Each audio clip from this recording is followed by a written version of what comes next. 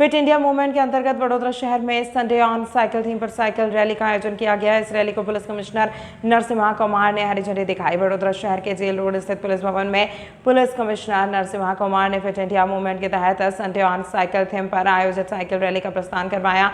इस रैली में joint police commissioner Leena Patil, police विभाग के वरिष्ठ अधिकारी, पुलिस परिवार के सदस्य, शहर के नागरिकों के साथ साथ खेल जगत से जुड़े राष्ट्रीय और अंतर्राष्ट्रीय स्तर पर नाम रोशन करने वाले खिलाड़ी भी शामिल हुए। इस कार्यक्रम में पर्वतारोही निशा कुमारी के साथ साथ बास्केटबॉल और स्विमिंग जैसे खेलों में वडोदरा का नाम रोशन करने वाले खिलाड़ी भी शामिल हुए। पुलिस कमिश्नर ने नागरिकों से अपील की है कि आज की तनावपूर्ण और टेक्नोलॉजी निर्भर जिंदगी में हर किसी को फिटनेस के लिए समय निकालना बेहद जरूरी है। अगर हम खुद फिट रहेंगे तो दवाइयों से भी दूर रह सकते हैं और जीवन को स्वस्थ और सार्थक बना सकते हैं। માનનીય વડાપ્રધાન સાહેબે પોતાના 170વા મનની બાતની અંદર સન્ડે ઓન સાયકલ તરીકે આ અભિયાન ચાલુ કર્યું છે.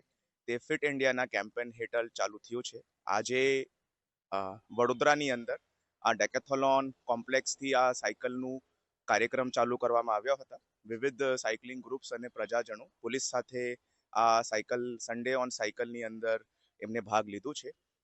તકરીબન 12 કિલોમીટર જેટલું આ સાયકલિંગની રૂટ બધા લોકો સાથે આજે ફરવાનું લાભ મળ્યું છે અને માનનીય વડાપ્રધાન સાહેબના ઓબેસિટી મુક્ત ભારત અને ફિટ ઇન્ડિયા મૂવમેન્ટની અંદર આ એક પ્રોગ્રામ યોજાયો છે અને આની ટેગલાઇન હેઠળ ફિટનેસ કા ડોઝ આધા ઘંટા રોજ હેઠળથી હું તમામ લોકોને અપીલ કરું છું કે આપ પોતપોતાની ફિટનેસ અને પોતાના પરિવારની ફિટનેસ ઉપર ધ્યાન રાખો. નાની મોટી જો એક્ટિવિટીઝ છે, સાયકલિંગ હોય, રનિંગ હોય, નાનું મોટું વેટ ટ્રેનિંગ હોય કે કોઈની ઉંમર વધારે હોય તો સામાન્ય વોકિંગથી પણ ફિટનેસ અચીવ કરી શકાય છે. તે બાબતમાં ધ્યાન રાખીને આપ બધા લોકો આ મૂવમેન્ટની સાથે જોડાઓ.